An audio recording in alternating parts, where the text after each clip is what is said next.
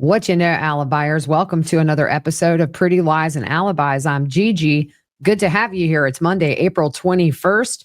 We just finished up with closings in the Lori Daybell trial, and after under 30 minutes, the jury came and said they wanted to go home until tomorrow.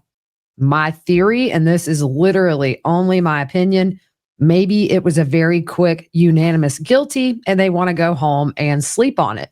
We will see. The state starts with July 18th, 2019, 7 days after Lori and her brother Alex killed Charles. Lori's words show us she was involved in the killing, and her motives were Chad Daybell and money. She texted Chad about the life insurance policy. I just got the letter from the insurance company saying I'm not the beneficiary. It's a spear through my heart. Who do you think he changed it to? Later that day, she sent Chad another text. So I talked to the insurance company. He changed it in March. It was probably Ned before we got rid of him. Her and Alex killed Charles. Why? For that money. Lori's brother Adam knew of the things Charles said about the concerns for his safety. Adam and Charles had planned an intervention for Lori.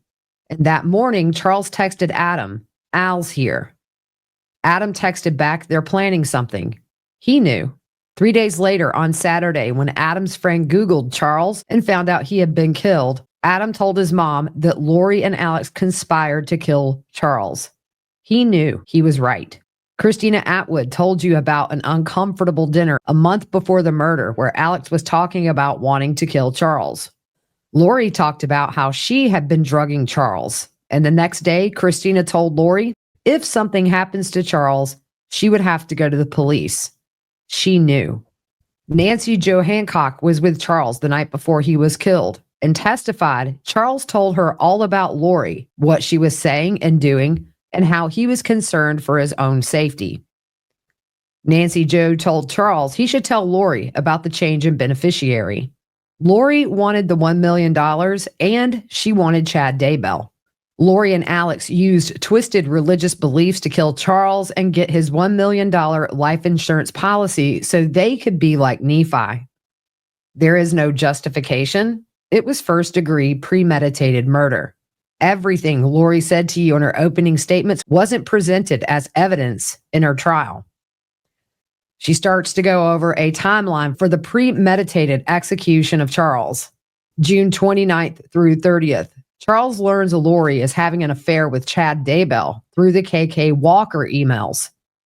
Charles emails both Chad and Tammy about the affair and tells Adam, and he told Lori. Now everyone knew about the affair. July 9th, Charles books Adam a ticket to Arizona, and Adam calls Alex asking to stay with him. Alex says sure, but Alex doesn't know the plan yet, the mission. Lori starts talking to Chad. Then she starts rounding up the troops to make sure it's only Charles coming to the house on the 11th. Still July 9th, 7:22 p.m., Lori texts Melanice, "You can't go tomorrow. It's all coming to a head. This week will change everything. Call me." Lori also texts Alex, "So the plot thickens. Call me when you can. Getting sleepy. So I'm going to need you to stay close to me the next couple of days. Mel too. She can't go to Utah. They're planning some kind of intervention but want Mel out of the way, so I'm left alone. I need to come get the stuff at your house tomorrow. Lots to do. Thank you for standing by me. It's all coming to a head this week. I will be like Nephi, I am told, and so will you." Alex calls Lori and they talk for almost an hour, planning how they're going to stop the intervention, how they're going to be like Nephi. On July 10th, Chad and Lori talk for 149 minutes. Lori is also texting Melanice. It's important for the mission to stay home from the wedding and to distract Brandon by acting like she's sick. Adam arrives in Phoenix and Summer messages Lori to tell her Adam and Zach are on the way from the airport at 2:38 p.m. Chad calls Lori at 3:06 p.m. and they talk for 30 minutes. After Adam got into town, at 3:22 p.m., he calls Alex. No response. He also texted Alex, letting him know he was there. No response. The reason is the night before, Lori told Alex they have to be like Nephi. Summer gave Lori an out. You can stay here. We won't be home. But Lori doesn't take her up on it because Lori has a mission to do. Summer texted Lori that Adam and Zach are going to the movies. And that night, Adam texts Alex. No response. 7:18 p.m., Lori tells Melanice Alex is at her house. Alex brings a garbage bag with some underwear, and he brings a gun. Why? A loaded weapon and 2 extra magazines of ammo, because he's ready for a mission. He also brings an orange duffel bag with his .45 caliber handgun and a gun case. Summer texts Lori later that night that Zach and Adam are still at her house, but we're going to stay at Mimi's. Meanwhile, Adam is waiting for Alex to text him back. On July 11th, Chad texts Lori at 6:06 a.m. Lori texts Chad at 6:12. Then Chad texts Lori at 7:01 and 7:33 a.m. Charles's GPS shows him arriving at the house at 7:35 a.m. At 7:36, Adam tells Charles they are planning something. The last outgoing message from Charles was at 7:37 a.m.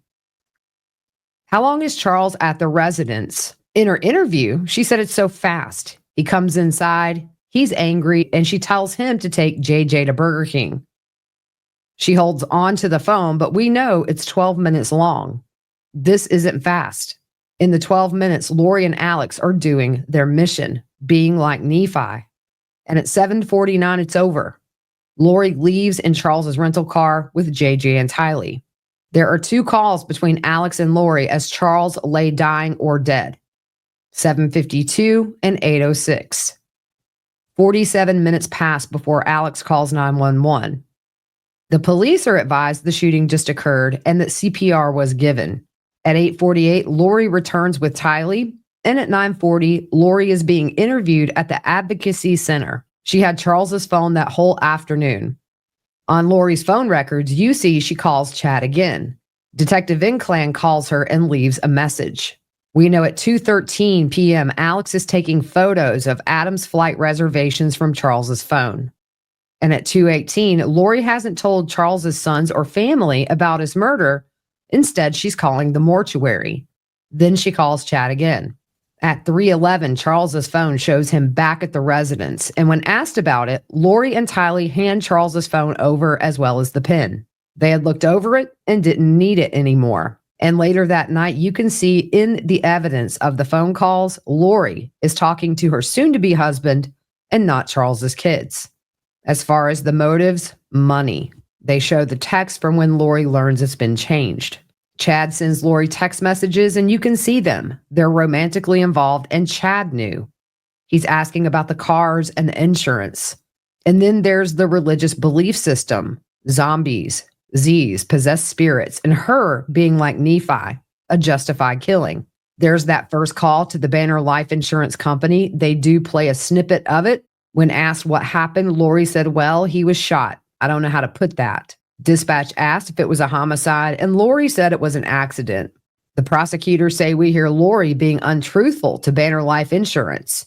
Even in the smallest things, she exaggerates and minimizes to various people. Charles wasn't accidentally shot. She told police Alex shot him. They want to claim self-defense, but Charles was shot twice. We see Lori talking to Chad about the motive. They quote from a text, "It was changed. I just got the letter saying I'm not the beneficiary. A spear through my heart. Who do you think it was, Brandon? Kay? He left nothing for JJ." Chad replies, "It would be interesting if it got changed after he had 2 bullets in his chest." Later that day, there's the message, "It was probably Ned before we got rid of him. We, not I." Lori knew a month before she went to Social Security how much money she would get for the death of Charles. She said, "I will still get the $4,000 a month from Social Security." On July 28th, Lori goes into Charles's computer to find the change of beneficiary. She sends it to Chad and also to Kay to confront her about it. Another piece of the motive is the affair with Chad. She knew him back in November of 2018 when he came to Arizona and stayed at Lori's house. Detective Duncan testified there are recordings of Chad on her iCloud of Chad in Arizona.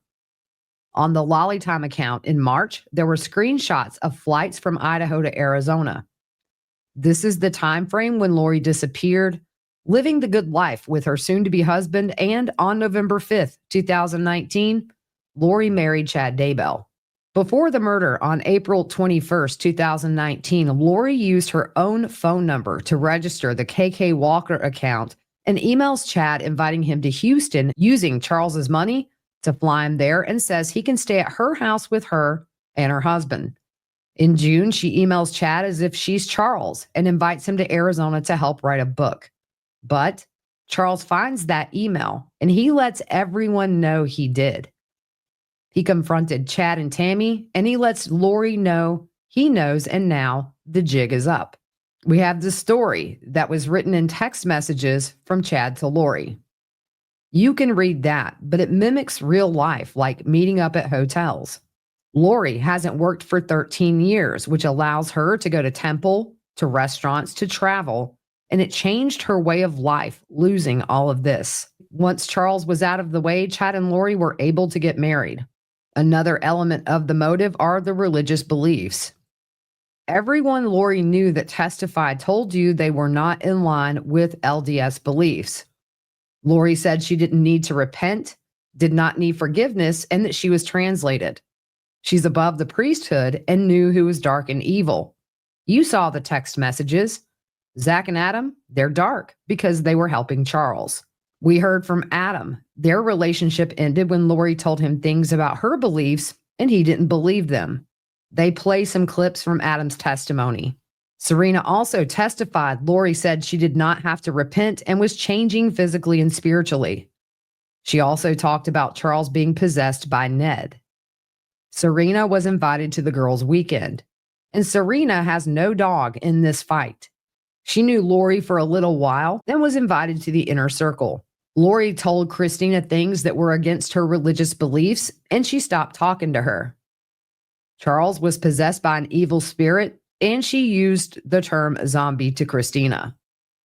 They play a clip from Christina's testimony where she says Lori didn't just say this to her, but she was open with it. There's a progression of the beliefs becoming more deviated between February and June when she finally heard Lori say these words. The prosecutor explains between direct and circumstantial. Direct evidence is seen or heard, and circumstantial, you use your own common sense. And then she explains the law for the charges Lori's facing. When Lori came back to the house, she told police Alex was hit in the head with the bat, but she doesn't ask how he is. She doesn't ask about Charles, her child now without a father. The lack of words in her demeanor shows she was well aware of what was going on with this incident. And when did this happen? When Charles came back in town after learning about the affair. For premeditation, she explains the law and says here it started back in June when Alex said he wanted to kill Charles, and Lori talking about drugging Charles. She told Detective Inclan she doesn't like Charles, but he won't start divorce proceedings. From her text, we know she wants to be with Chad Daybell, but Charles is her cash cow. He pays for it all. They don't just want to get rid of Charles, they want to kill him. Lori doesn't want the intervention. She doesn't want to lose her temple recommend. They play a clip of Adam telling the story of Nephi when he testified and how that was a justified killing. Alex brought a gun over, not the Book of Mormon, and didn't bring a friend to try to record Charles saying something. He brought a gun with him, and he waited for his sister's husband to come in the house so he could kill him. She talks about the 2 gunshot wounds Charles sustained, the first being center mass through the heart and the second through the abdomen, exiting his shoulder. She also mentions the blood on his left hand when he must have grabbed his chest after the chest shot. She points out at this point, Charles would have still been able to talk and move. But pulling that trigger the second time is premeditated murder no matter what you think. The defect in the ground matched the exit wound on his left shoulder. A classic Shord wound. And no matter how many questions about a bamboo shirt or Matrix hypotheticals that Charles bounced and the bullet hit the ground before it exited, the medical examiner said those explanations don't make sense. Charles didn't bounce, and there was no injury to the back of his head. He had abrasions on his knees. That was when he fell after the first shot. Do we know how long it took for him to fall on his back before he was shot a second time? We don't, because he was still alive. But we heard it could take 2 minutes for him to pass away, and he could have moved and spoke during that time. She explained conspiracy to the jury, what the law is. Alex came the night before. Charles texted he would be there at 7:30 in the morning to pick up JJ. Lori said because Charles was a little early, he said he would stay the 20 minutes, and Lori said to take JJ to Burger King, get him out to the car. She can't kill him with JJ there. So he does, and she takes his phone and won't give it back. After Lori comes back to the house after the shooting, she is nonchalant, calm, no questions about Charles or Alex, just laughing about her neighbors. She doesn't need to repent, and she determines who lives or dies. The 9th and the 10th of July show the conspiracy, but back in March, Charles was no longer Charles because there was an evil spirit in his body. In June, Alex wants to kill Charles, and Lori's been putting medications in his drink. Alex doesn't go to the door and say, hey, we'll send JJ out to you. No, because you're not going to shoot him outside. In order to make it look like self-defense, you have to shoot him inside. Lori wants him dead so bad, she lets Alex bring a loaded gun in an unlocked gun case into a house with a 7-year-old autistic boy. Lori has to get flip-flops because of running out without shoes, but not worried about a loaded gun in her home. Lori kept Charles there to give Alex time to come out and shoot him. They wait 47 minutes to call 911 to stage the scene. No CPR done, and wait for Charles to be dead. They play exhibits from Lori's police interview where Lori says she had Charles's phone. Charles says, give it back. And Lori says, show me your texts. Why are you even here? You'll have the video. Watch her demeanor. She's almost chuckling about it. She lets JJ sit in the car alone while she sets Charles up. Lori is the only reason Charles did not leave with JJ. She provoked him by taking his phone. And she ensured Charles was inside without JJ, and she is the person who set up Charles. She moves on to talk about the grappling and Alex's small 1-inch cut where you see him pat and rub that to make sure it still bleeds. There's not a drop of blood at the scene from the grappling. There's no drop of blood in the hallways going to get the gun, and there's no blood on the bat. The shoes are left at the door to make it look like Lori ran out in fear. Lori did enter the store with shoes on her feet. They then talk about the bat. Kay testified Charles was a left-handed pitcher and batted left-handed. Lori said how Charles was holding the bat and swinging was backwards. If his arm was in the way, his arm would have been shot. If he's swinging forward, where would the bat go? To his left, not up above him. Alex forgot Charles was left-handed, and when he placed that, it didn't match up with the evidence. There's no way it would end up where it did. There was no damage to the bat, no dings, and the lack of damage on the bat is Charles fell to his knees after the first shot. 12 minutes where Lori and Alex are together there so he can get the 1-inch cut on his head. The shoes she ran out of. They showed the exhibit at Walgreens, and she has shoes with black straps as she enters and exits Walgreens, but is wearing the new shoes at the scene. The investigators did not search Charles's rental car. She moves on to credibility, telling the jury to use it for everyone, including Lori. In her police interview, she tells investigator Inclan they were separated, but on August 12th, she told Social Security they were living together at the time of the shooting. She tells Banner Life they have 5 kids. They actually have 1 kid in common, JJ. Tylee is getting benefits from her father's death. Colby and Charles's sons are out of the house. Lori wanted to make herself seem better than she is. In a self-defense case, a person can reasonably use deadly force if they think it's immediately necessary. If the other looks to use deadly physical force, and you can only use enough force to stop the threat. The lack of damage to the mirrors, the walls, and the location of the bat tells us Charles did not use that bat. Charles was a semi-pro baseball player. If he had, it would not have ended this way. Alex was not justified in shooting him when he was on the ground because there is no threat to anyone. The second shot removed any possibility of being justified. Lori wasn't just present, She was actively participating in this crime, and they find her guilty. Then Lori's up. She says the state has the burden of proving I committed a grievous crime of conspiring to kill my husband, Charles Vallow.